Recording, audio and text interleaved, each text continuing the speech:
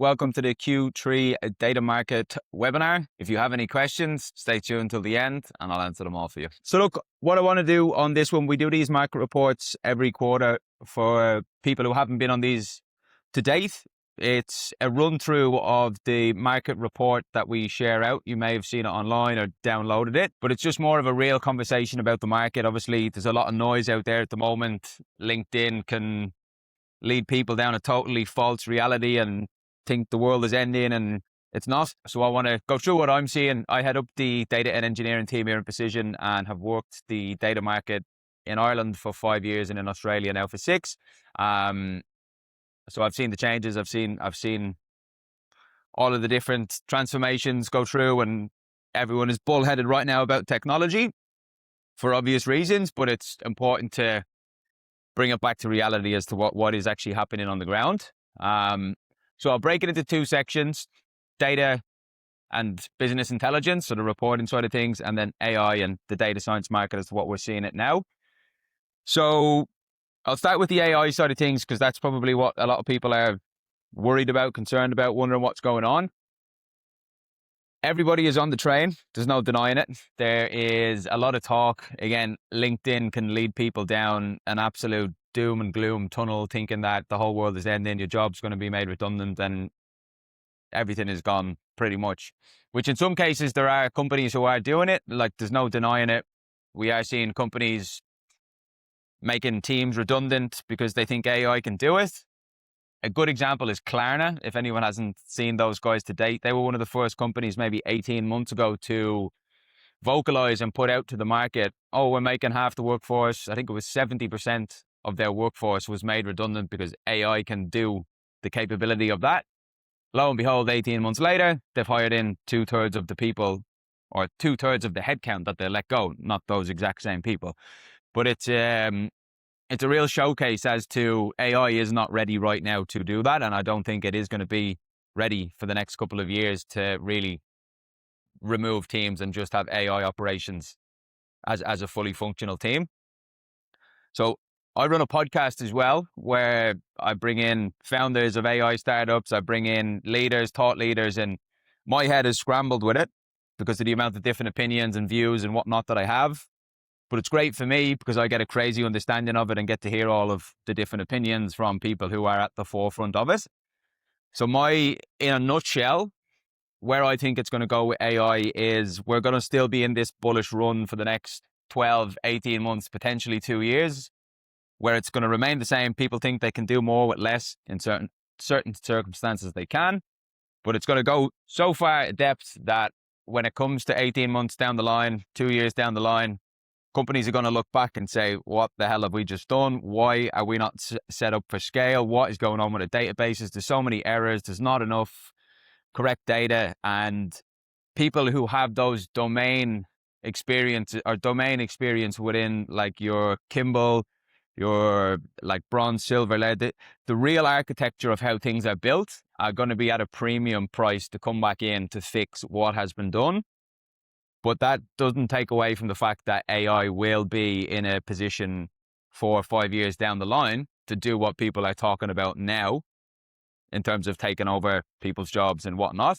So it is important to now get ahead of the game and upskill yourself.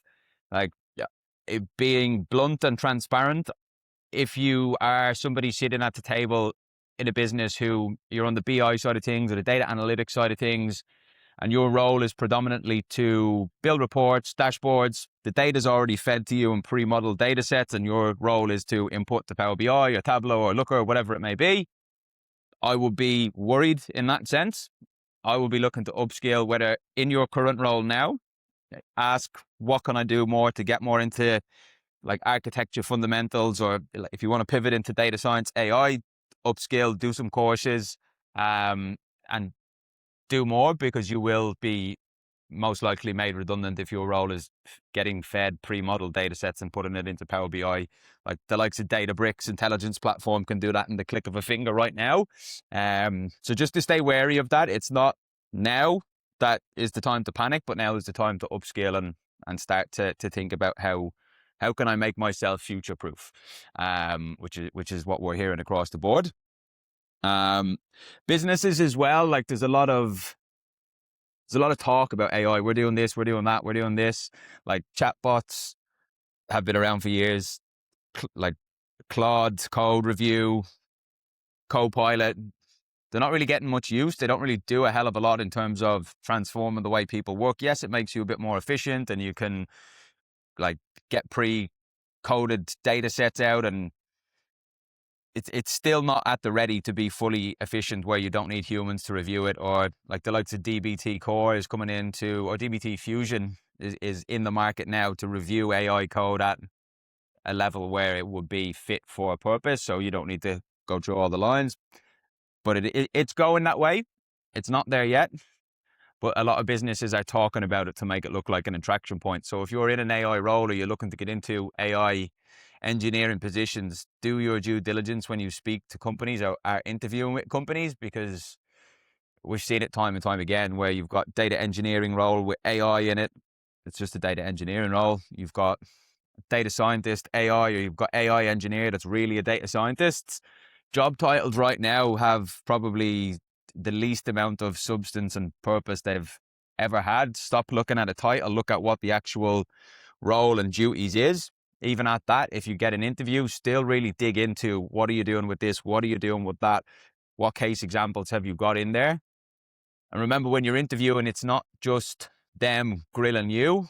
You've got time to ask questions and make sure that what you're interviewing for is what it's supposed to be. So I think that's the AI in a nutshell from my side of things. I think we're not ready yet, but further down the line, it's time now to start future-proofing yourself for 3-4 years down the line. So I have touched on that one. So technologies within that AI realm, we are gone technology mad at the moment, whereby this is a new tool coming to market every day. It's important to peel it back to the fundamentals, always the fundamentals. Stop trying to think, I need to learn absolutely every single tool. The most tools that I'm hearing at the moment in the market that are in demand, and they're not really going to change from a data engineering perspective or BI or even AI, is your fundamentals. SQL and Python are near non-negotiable at the moment in the market. Definitely become an expert in them. On the engineering front, obviously the Databricks and Snowflake war, which is something I want to touch on. Everyone is going mad for Snowflake or Databricks, or saying which one is better than the other. They are both fit for purpose in what they do. There's not one that's better for the other. It's what's better for the business in terms of what their needs are. Fabric is obviously, it's not as much in demand in the market. It's definitely still teetering at the pinnacle of becoming a Snowflake and Fabric, or Snowflake and Databricks, but there's still a hell of a lot of stuff that needs to be done to make it as good as Snowflake or Databricks. So to summarize that, from a data engineering perspective, the core of everything right now is SQL, Python, database experience, know your Kimball architecture as well, your medallion architecture, the difference between bronze, silver, layers, etc. And speaking on the technology mad aspect of it, again, back to LinkedIn, all of that noise that's out there is causing people to have a wrong perception of what is going on in the market and what is needed. And from that tech perspective, you've sorry, I've just lost my train of thought there.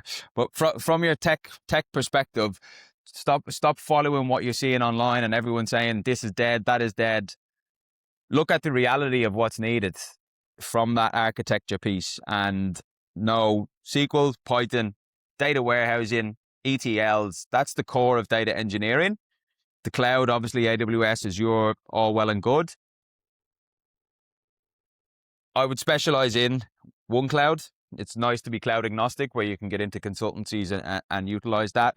But the main things that are in demand from that data perspective is SQL, Python, ETLs, data warehousing, and some of the later Snowflakes, Airflows, DBTs. So there is a broad range to pick from, but know your specialty, know what you like, hone in on it, and become an expert on it, and future-proof yourself for making sure you're not eligible for redundancy in that sense.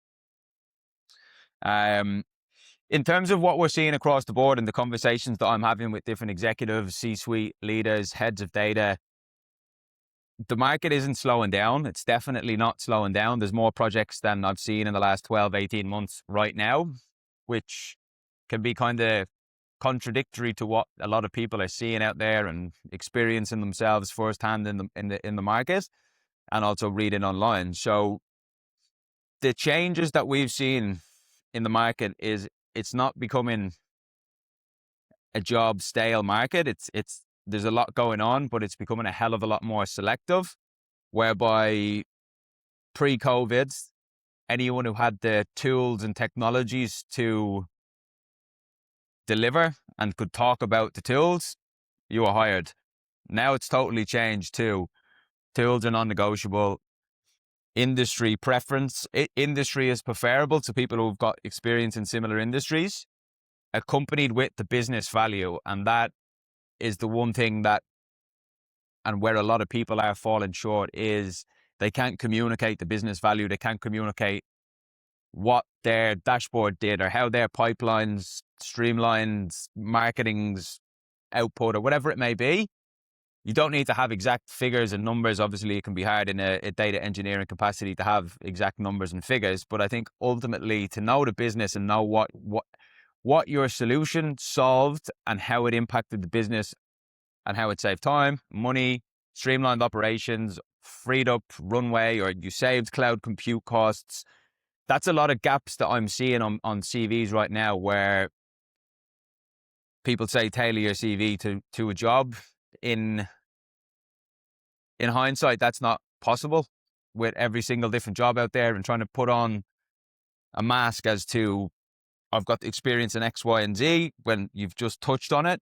People need experts and people need core experience in it. And from my side, what I'm seeing from job applications, typically I'm reluctant to put up job adverts based on the history that I've seen of very little return on investment in terms of what comes in. Like I put up a lead Databricks engineer role recently and I got 420 applications.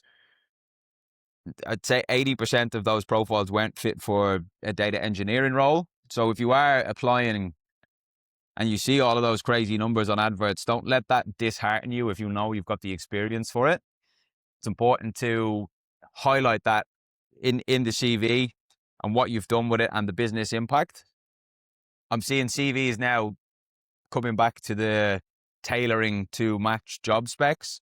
It's no hidden secret how to put a job description and put your CV into Claude, ChatGPT, whatever it may be, and get it to remodel it to make it look like you're perfect fit for the job. I can understand the frustration of why people do that, because you just want to get an interview, and the noise behind all of the applications.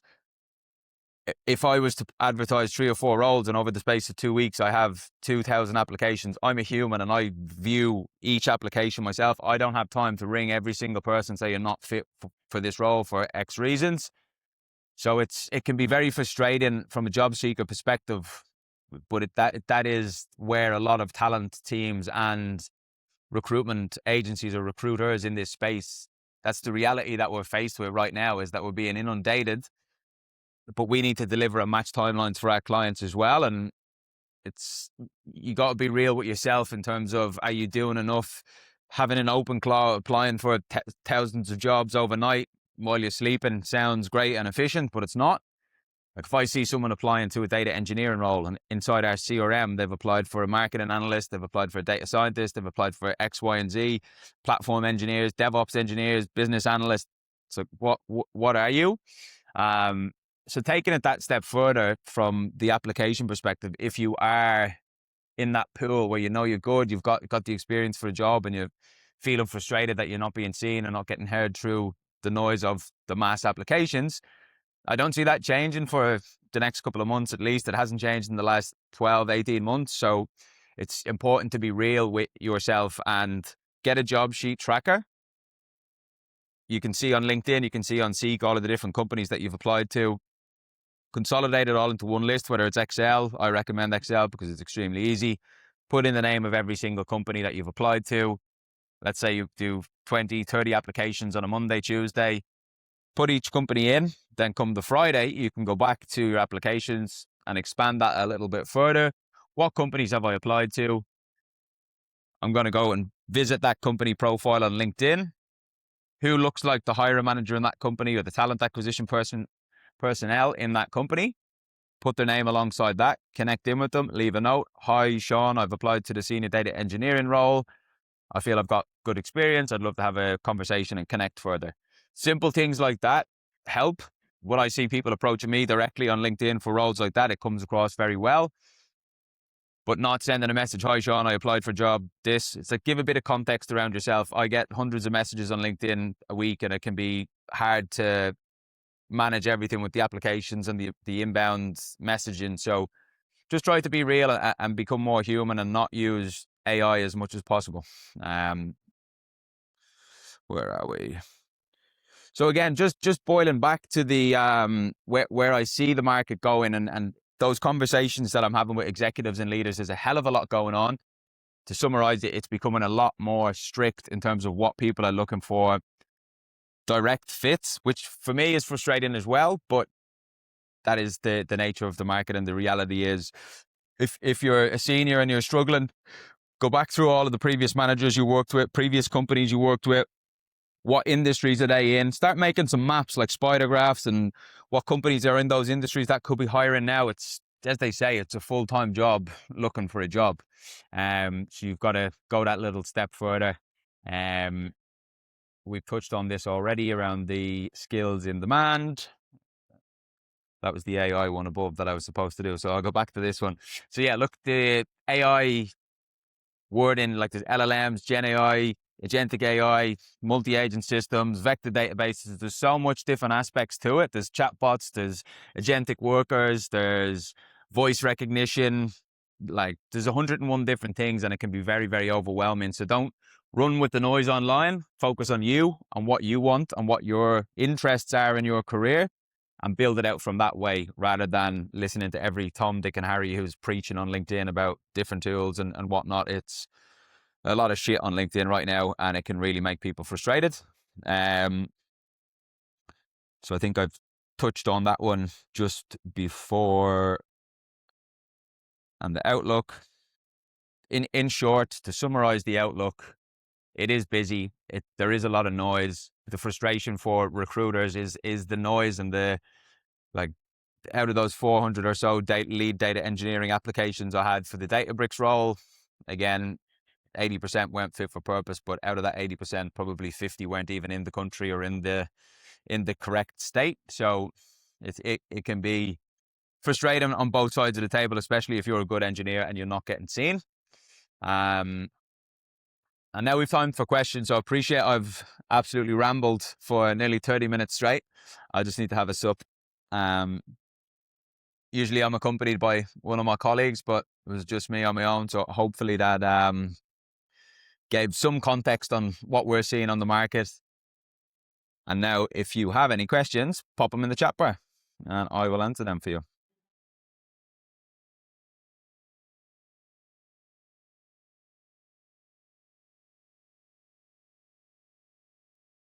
This will be the end as well for the questions, guys. So if anyone has to run, feel free, but I'll be here for the next couple of minutes and can have some direct time with people who want to know anything. Feel free to pop on your camera, ask some questions, engage.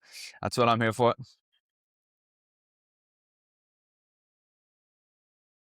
So we got Jesse, any tips on how to stand out when everyone's an AI engineer / architect? Yes, there's a lot to it. I can have a direct conversation with yourself as well, Jesse, just to see your profile face value. There's 101 different things that you can do.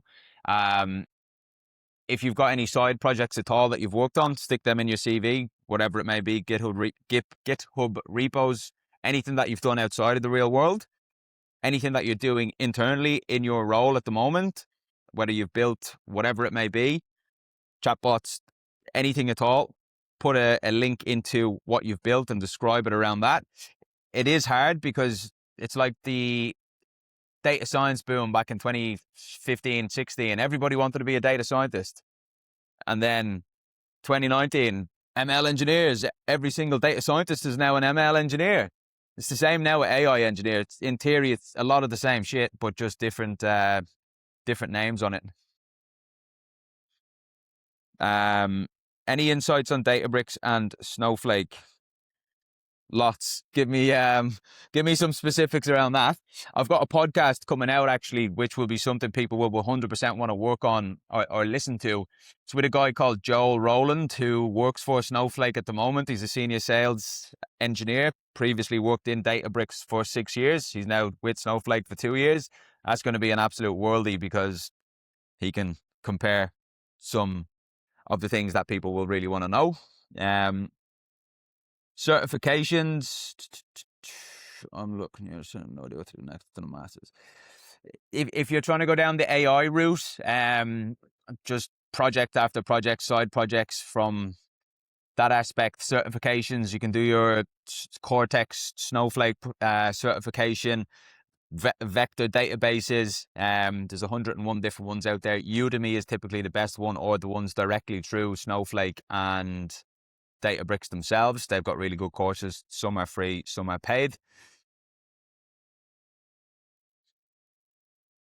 Aaron, how do I deal with those 400 applications? It's difficult. So I go onto my CRM system and have to sit there and read every single profile. The blunt answer from a recruiter who's doing this 11 years is that I can look at a CV and in 2 minutes, less than 2 minutes, in 1 minute, I'll know if that person is fit for purpose for the role. In the back of my mind, I'm thinking, is there anything else that this person is fit for purpose for as well? But the reality is, if I'm getting 400 applications and 200 are overseas, I can't give any attention to overseas applicants unless they've got a visa to work here. As a recruiter, I've come in on a visa. I'm a permanent resident now, but I'd love to be able to help absolutely everybody. But the reality of it is that the clients who I work with want people who are fully ready to start. So when I'm going through the applications, if someone is not fit, they get a X on the CRM system. I click a red button on it, and that sends them a direct email that says, "Hi, Sean. Hi, Aaron. Sorry, you're not a right fit for this role. Please stay in touch and follow our socials for further positions." If they're a good profile, but not relative for that specific position that I've advertised, I can click an amber button that will send out an email as well and say, "Hi, Aaron, your profile looks very good. Unfortunately, it's not a direct fit for this position. Please stay in touch. We'll keep your profile to mind for future opportunities." And then if they are someone I really, really want to speak to, they can get a green tick. They'll get an email to say thumbs up, and I can give them a call. But again, it's the harsh reality of it. You don't really hear this from people, but you hear a lot of bashing from recruiters online. If I could help absolutely every single person, I'd love it. But the reality is, if I'm getting 2,000 applications in a week with LinkedIn pinging, I wouldn't be able to do my job or satisfy any clients without having to be selective. So sometimes you've got to, do things that, like, if I could get back to everyone, it would be great. But when you've got people who are applying for jobs that are absolutely no way, shape, or like not a fit in any way, shape, or form. Like, I had an Uber Eats driver applying into a lead data engineer role. I've got yoga instructors applying in. I've got construction workers. I've got mechanical engineers. I've got like drone engineer. I've got people who just see the word data or engineer and apply. And it's, have you read the job spec? I hope that answered, Aaron, because I know a lot of people have thoughts and really want to understand what goes on behind the scenes. Yeah, Rory, pop on.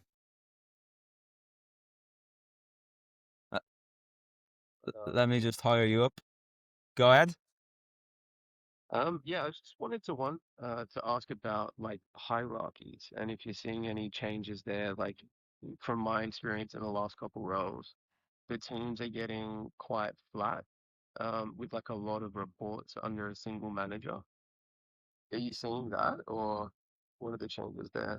Yeah, it's a very good question. So, like a lot of head of positions and CDAO roles, the expectation is to do a lot more with a lot less, because AI is around, or you can offshore, whatever it may be. Um, but they are changing in the sense that companies, execs, CIOs, like the board, who may have an idea of tech, but are so far gone from the reality of it that they don't actually put themselves in the shoes of a data engineering manager or a head of engineering or whatever it may be, and think, how can I support them as a human to deliver real impact? They're like, right, money, cost savings, AI can do this. Let's cut that. Let's cut that. They're harsh as harsh can be. And I've heard it and I've seen it firsthand from CDAOs who tell me what goes on behind the scenes. And they expect now, like, heads of data or engineering managers to be fully hands-on while still building the team, while still doing AI and keeping up with everything. It's going crazy. It's not the right approach, but I would say having tool experience and being at the forefront of tools and keeping your technical abilities is highly important right now, because there's people who are teetering on the train of the promotion or the hierarchy of an engineering manager. You want to follow that step all the way up, which in hindsight, like data engineering manager, head of engineering, like chief technology officer, it sounds good. But I think going too far away from the tools right now is the worst time in history to ever do it. Like the change over the next 2 years that we're going to see, the advancements in technology, the advancements in everything. If you guys can be at the forefront of that, you're going to be worth a lot more than someone who is a people manager or a program manager who talks about how to roll these out but can't actually do it. So staying fully on the tools, I think, is good. Jesse, you just on mute. Are you seeing any more interest or like in, I guess, in short-term stints, like 2 to 4 weeks engagements? Not so much at the moment, no, to be totally honest. Contract market, sorry, I didn't touch on that, guys. The contract market has been quite choppy of late, but it's normal coming to this time of year. 95% of companies that are in Australia are doing their budget planning right now for what they've spent, what's for next year, and contractors is usually the one to slow down. Permanent market is very vibrant, but the contract market is one to stay very, very much abreast on, because, like, just, I'm not too sure, Jesse, if you've heard of the fractional word terminology, where, like, fractional head of data, fractional CTO, whereby companies, it's like a try before you buy. They don't want to take the risk of bringing in someone on a CTO package of 400K or whatever it may be, and potentially have to make them redundant in 18 months down the line. Fractional engagement is someone coming in on a 6-month contract, like an advisory CTO or an advisory CDAO, who builds out the roadmap. And if the business want to get a consultancy in to do it, or they think this fractional person is the right person to embed in the business, and offer them a full-time contract, there's no implications with the try before you buy. So I think the contract market is going to pick up heavily soon, because companies have had the scars and the experience of redundancies and offshoring, and it's a lot easier to have people on daily rate contracts because there's no strings attached, really. But guys, it's 2 minutes past. I've got to shoot. I hope that was of some value. In short, stop listening to everyone on LinkedIn. It's there are certain people who speak real, but a lot of people are just talking absolute, pardon my French, shite on LinkedIn, and it can be really overwhelming in terms of what's right, what's wrong, what's real, what's not. So stick in your lane and just be real, do your due diligence, and follow up with people if you're struggling in the market. And don't throw all your eggs in recruiters' baskets, because 9 times out of 10 we don't always have jobs on at that specific time, and we can't just make things happen. Sometimes we can, but spread your wings and keep going is the final note. So hope that was good, guys.